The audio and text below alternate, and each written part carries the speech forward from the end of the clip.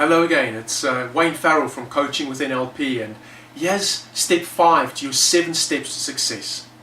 Now previously we looked at setting your goals. What was that's important to you? Your wheel of life, and rating each area of your life. And by now, as you've set goals for your life and started working on these individual areas, they should all be starting to get higher up, closer to 10. We said look at your goals regularly, at least once a week, if not daily. We spoke about readjusting your memories. We spoke about focusing on what you want, whether you're towards or an away from person. I showed you how to stop anxiety. We spoke about sensory acuity and noticing what was going on in other people. Now this time we're going to talk about building and maintaining rapport. It'll take about 15 minutes to complete, so find a nice quiet place. Again, you'll need a friend or a work colleague or a family member to help you with this. There are few things in life that you can do or accomplish entirely by yourself. In life, we need to work with others to achieve our goals. Building and maintaining rapport with others is essential to achieving this. It's one of the most important skills that you can develop to help you to obtain better results in your life. It is also a subtle skill that once learned can be used effectively in every area of your life. If you have a good level of rapport with someone, then they're more likely to accept what you say uncritically.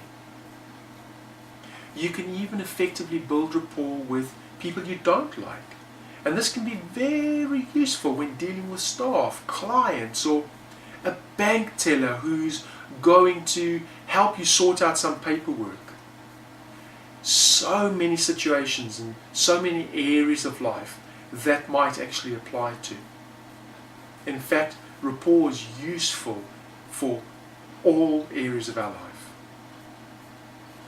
People who are like each other tend to like each other.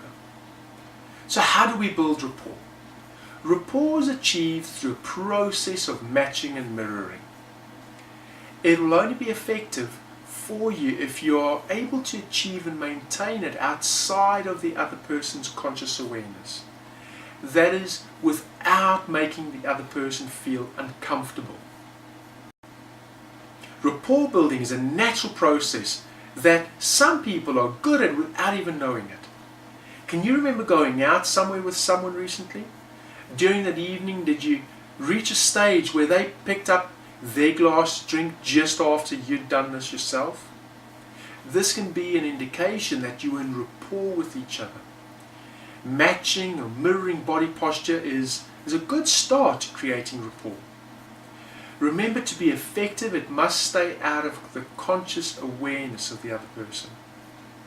When I have a meeting with someone, if I can, I allow them to sit down first and then adopt their body posture as I sit down.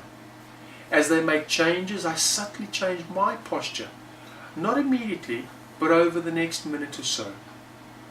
So you need to be subtle. You're not doing the same as your 4 or 5-year-old child who's copying every move that you make when they play games. And we'll cover more about rapport in greater detail during the NLP practitioner training. Another tip for you is, when meeting someone, ask them questions and get them talking about themselves.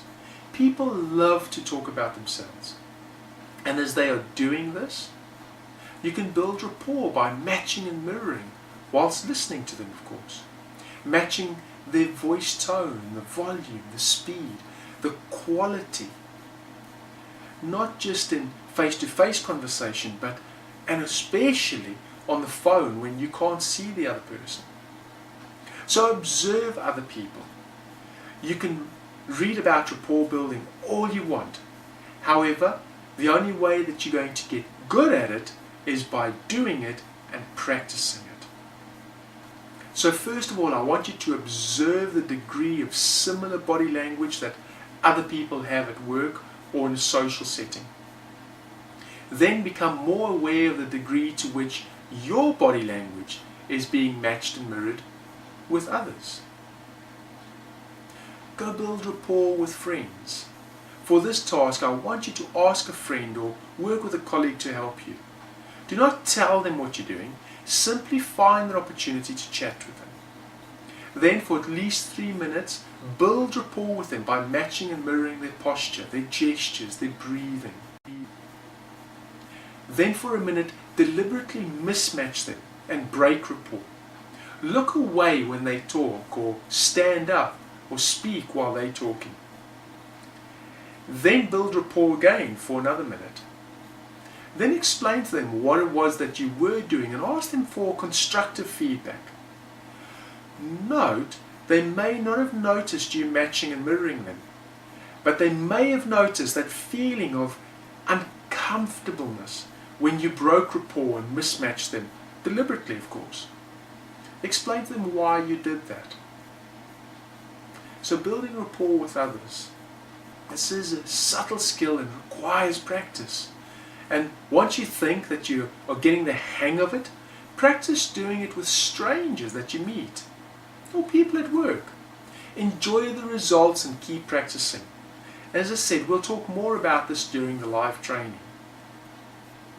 Aristotle said, what we must learn to do, we learn by doing. So see you next time. And remember, our success is your success. And for more information, simply go to www.coachingwithnlp.com.